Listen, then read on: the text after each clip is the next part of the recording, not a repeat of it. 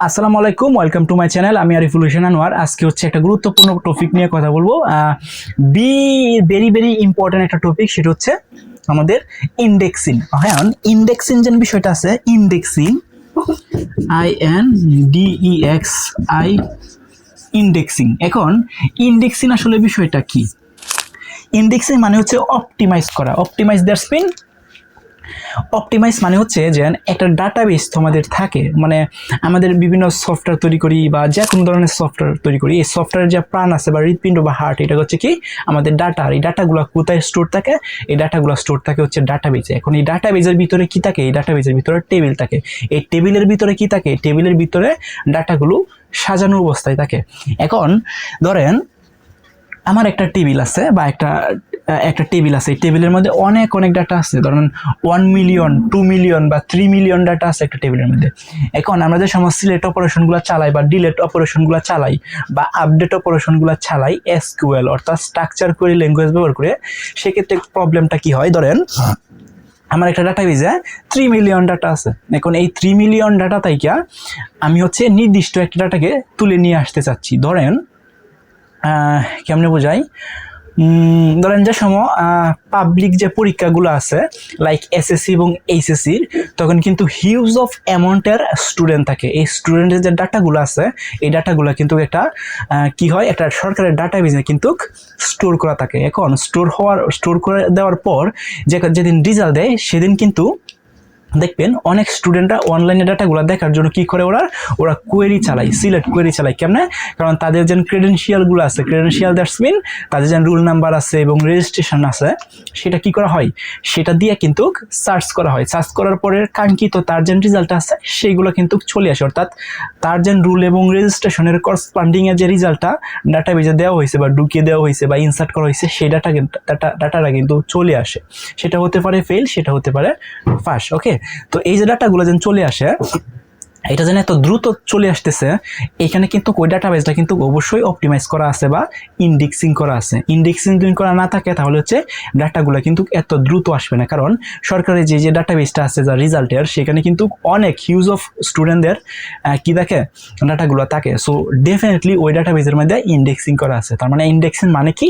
Indexing মানে হচ্ছে একটা ডাটাবেসকে অপটিমাইজ করা। অর্থাৎ ওই ডাটাবেস টেবিলের মধ্যে যদি আমি কোনো সিলেক্ট অপারেশনগুলো চালাই বা কোনো ডাটাগুলো আমরা দেখতে চাই, তখন যে দ্রুত যেন চলে আসে, এটাই হচ্ছে আমাদের ইন্ডেক্সিং। এখন ইন্ডেক্সিংটা আসলে কাজ করে কিভাবে, এটা একটু বুঝতে হবে। এখন ইন্ডেক্সিং কাজ করে বোঝার জন্য কেমনে বোঝানো যায়, লাইক বইয়ের যে আছে, একটা বই দিয়ে আপনাদেরকে একটা উদাহরণ দিই। ধরেন একটা বই আছে আমাদের, ধরেন ফিজিক্স, আমার একটা বই আছে। ওকে, তার মানে PHYSICS, ফিজিক্স আমার বই আছে। আমার এই ফিজিক্স বইয়ের মধ্যে ধরেন 14টা চ্যাপ্টার আছে। এখন এই 14টা চ্যাপ্টারের ভিতরে কিন্তু বিভিন্ন প্রকার টপিক আছে।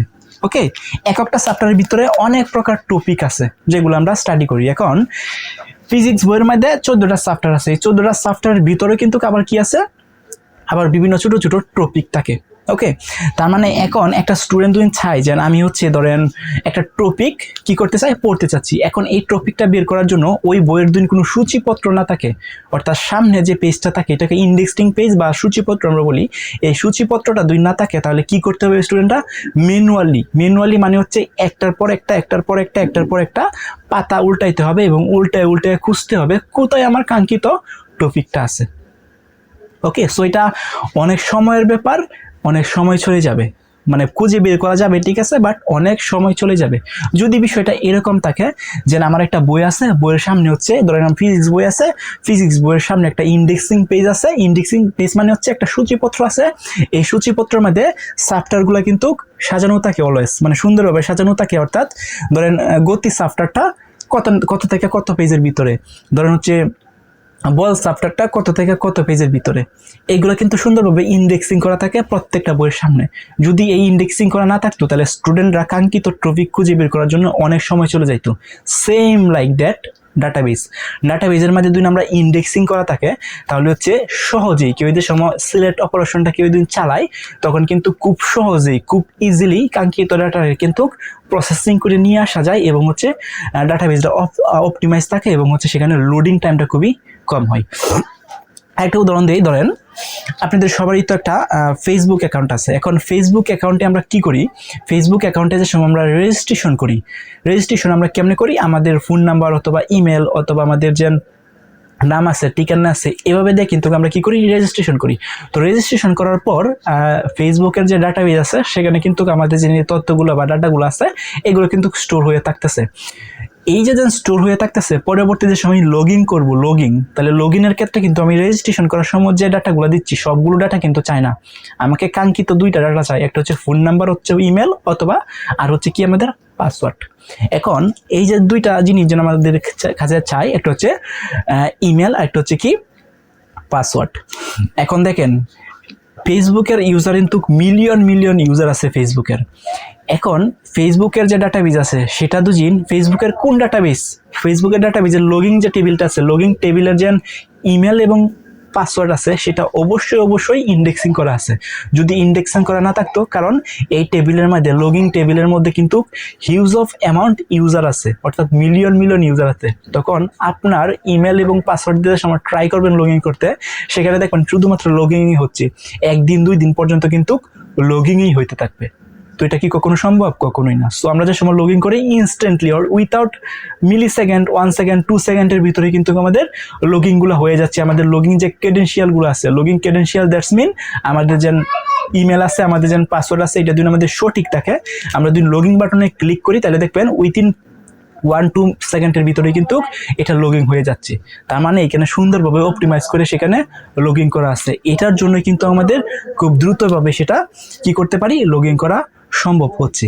এখন আমাদের যে সময় ডাটাবেসগুলো ডিজাইন করা হয় বা ডাটাবেসের টেবিলে যে সময় ডিজাইন করা হয়, তখন কিন্তু এভাবে যে টেবিলগুলো আছে এই টেবিলগুলো যদি একটার পর একটা আমরা কি করতে পারি, ইন্ডেক্সিং করে দিতে পারি, তাহলে হচ্ছে আমাদের যে ডাটাবেসটা আছে সেই ডাটাবেসটা মোর অ্যান্ড মোর ইফিশিয়েন্টলি হবে এবং মোর অ্যান্ড মোর অপটিমাইজ হবে। আর মোর অ্যান্ড মোর ইফিশিয়েন্টলি এবং যদি অপটিমাইজ হয় তাহলে হচ্ছে আমাদের যে সফটওয়্যারটা তৈরি করব, মানে এই ডাটাবেসের করসপন্ডিং, অর্থাৎ ডাটাবেজের উদ্দেশ্য কি, ডাটাবেজের উদ্দেশ্যই হচ্ছে আমাদের কি, ডাটাগুলোকে আমাদের স্টোর করে রাখা এবং প্রয়োজন অনুসারে এই ডাটাগুলোকে তুলে নিয়ে আসা অথবা ডিলিট করে দেওয়া অথবা আপডেট করে দেওয়া, এইগুলো তো আমাদের ডাটাবেজের কাজ। সো এই যে অপারেশনগুলো যে আমরা চালাবো, সিলেক্ট অপারেশন, আপডেট অপারেশন অথবা ডিলিট অপারেশন, সেক্ষেত্রে আমাদের কিন্তু ইন্ডেক্সিংটা খুবই কাজে লাগে। এখন আরেকটা বিষয় আমি এখানে বলছি না, সেটা হচ্ছে create operation. Create operation that's mean, create operation হচ্ছে আমার একটা ডাটাবেজ আছে, এই ডাটাবেজের মধ্যে আমরা কি করব, ডাটা ইনসার্ট করব, অর্থাৎ ডাটা আমরা স্টোর করে রাখবো। সেক্ষেত্রে ইন্ডেক্সিংয়ের কিন্তু কাজে নাই কোনো, কারণ যে সময় আমরা ডাটা কি করি, আমরা ইনসার্ট করি ডাটাবেজে, সেক্ষেত্রে কিন্তু আমরা সিলেক্ট করতেছি না, সেখানে আমরা ইনসার্ট করতে পারি। সেক্ষেত্রে আমাদের সিলেক্ট যে কোয়েরিটা আছে সেটা তো দ্রুতই হয়ে যাচ্ছে। আমরা কখন ডাটাবেসটা লোডিং হয় বেশি, কখন ডাটাগুলো আসতে বেশি দেরি হয়, সেটা হচ্ছে যখন আমরা কোনো সিলেক্ট অপারেশন চালাই। সিলেক্ট মানে হচ্ছে ডাটাবেস থেকে ডাটাগুলোকে পিক করে তুলে নিয়ে আসি, অথবা কোনো ডিলেট অপারেশন চালাই, অথবা কোনো একটা ডাটা আছে এক্সিস্টিং, এই ডাটাকে আমরা আপডেট করতে চাচ্ছি। তো এই যে অপারেশনগুলো যে সময় চালাই তখন কিন্তু আমাদের ডাটাবেসটা স্লো হয়ে যায় অনেক। তো স্লো হয়ে যাওয়ার কারণে কিন্তু আমাদের যে কার্যক্রমটা আছে সেটা অনেক সময় চলে যায় এবং হচ্ছে অনেক ক্ষতির সম্মুখীন, অনেক সময় ক্ষতির সম্মুখীনের কারণ হয়ে দাঁড়ায়। সো সেক্ষেত্রে আমরা ডাটাবেসগুলোকে ইন্ডেক্স করে দিতে পারি। এখন এই যে ইন্ডেক্সন করবাম, কি ইন্ডেক্স করবাম, ইন্ডেক্স হচ্ছে আমাদের যে গুরুত্বপূর্ণ যে ডাটাগুলো আছে বা একটা ডাটাবেজের যে ফিল্ডগুলো আছে বা কলামগুলো আছে সেগুলোকে আমরা ইন্ডেক্সিং করবাম। এখন একটা ডাটাবেজ টেবিলের কিন্তু একটা কলাম থাকে, সেটা হচ্ছে প্রাইমারি কি। প্রত্যেকটা টেবিলের কিন্তু একটা আইডেন্টিফায়ার থাকে, সেটা হচ্ছে প্রাইমারি কি। এই প্রাইমারি কিটা যেন থাকে, এই প্রাইমারি কিন্তু অলওয়েজ ইন্ডেক্স থাকে। যে ডাটাবেসটা আপনি ইউজ করেন সেটা হতে পারে এসকিউএল, সেটা হতে পারে মাইস্কিউএল, সেটা হতে পারে ফুজগেসকিউএল, সেটা হতে পারে হোয়াটএভার, যে কোনো ডাটাবেস হোক না কেন, এই ডাটাবেসের যে সময় আমরা কি করি, ইন্ডেক্সিংগুলো করি, সেখানে কিন্তু প্রাইমারি কি যেটা থাকবো সেটা কিন্তু অটোমেটিকলি ইন্ডেক্স করা থাকে, সেটাকে কিন্তু আপনার কোনো ইন্ডেক্স করার দরকার নাই।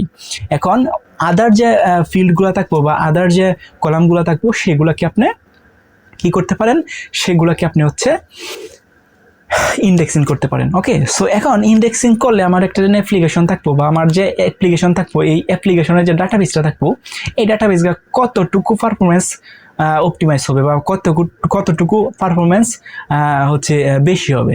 সেক্ষেত্রে আমরা বলতে পারি, ধরেন আমার একটা ডাটাবেস আছে, এই ডাটাবেসের মধ্যে ধরেন আমার একটা টেবিলের মধ্যে 1 মিলিয়ন ডাটা আছে। So without indexing, without indexing, অর্থাৎ ওই যে ডাটাবেসটা আছে ওই ডাটাবেসটা বা টেবিলগুলোর কলামগুলোকে আমরা ইন্ডেক্সিং করব না, সেক্ষেত্রে সেটা যে পারফরমেন্স আছে সেটা পারফরমেন্স হচ্ছে 0%। আর যদি ওই টেবিলের কলামগুলোকে যদি আমি ইন্ডেক্সিং করে দেই তাহলে ওইটার যে পারফরমেন্স আছে সেটা হচ্ছে 80 to 90% কি করবে, আপ হবে। তার মানে আমরা দেখতে পাচ্ছি একটা মেসিভ চেঞ্জ হয়েছে, এখানে মেসিভ চেঞ্জ। ইন্ডেক্সিং না করলে আমাদের পারফরমেন্স থাকতেছে 0%, সেক্ষেত্রে আমরা যদি ইন্ডেক্সিং করে দেই তাহলে আমাদের পারফরমেন্স যেটা সেটা হচ্ছে 80 to 90 পারফরমেন্স আপ হচ্ছে, মানে এখানে মেসিভ অফ নাম্বার 0 থেকে 80 to 90 মানে মেসিভ নাম্বার এখানে পারফরমেন্স অপটিমাইজ হয়ে যাচ্ছে। সো এক্ষেত্রে আমাদের ডাটাবেজের ইন্ডেক্সিং করা কিন্তু খুবই গুরুত্বপূর্ণ। আর ইন্ডেক্সিংয়ের সুবিধাও আছে এবং অসুবিধাও আছে। আপনারা যারা মাহবুব রহমান স্যারের বইটা ইউজ করেন তারা হচ্ছে, আমি একটু বলে দিচ্ছি, সেটা হচ্ছে ইন্ডেক্সিংয়ের সুবিধা এবং অসুবিধা অলরেডি আপনারা বুঝে ফেলছেন, আমি বলে দিচ্ছি। তারপরেও যারা মাহবুব রহমান স্যারের বই ইউজ করেন তারা হচ্ছে যাবেন হচ্ছে, আমি একটু বলে দিই, আপনারা যাবেন হচ্ছে 549 পেজে। আমি দেখাই দিচ্ছি যে 549 পেজে যাওয়ার পর এখানে কিন্তু একটা আছে, টপিক আছে, একটা নাম হচ্ছে ইন্ডেক্স করার সময় বিবেচ্য বিষয় এবং শর্ত, আর একটা আছে ইন্ডেক্সিংয়ের সুবিধা, একটা হচ্ছে ইন্ডেক্সিংয়ের অসুবিধা। অলরেডি আমার এই ক্লাসটা যদি মনোযোগ দিয়ে বুঝে থাকেন তাহলে হচ্ছে ইন্ডেক্সিংয়ের সুবিধা এবং অসুবিধা কিন্তু কলেজ বুঝে ফেলছেন। তারপরও দুদিন প্রবলেম থাকে তাহলে এই যে পেজটা আছে সেটা একটু মনোযোগ দিয়ে পড়ে ফেলবেন, তাহলেই ইন্ডেক্সিংয়ের উপরে আপনার নিট অ্যান্ড ক্লিয়ার একটা ধারণা চলে আসবো। তো সবাই ভালো থাকবেন, সুস্থ থাকবেন, অ্যান্ড দেখা হবে নেক্সট ক্লাসে।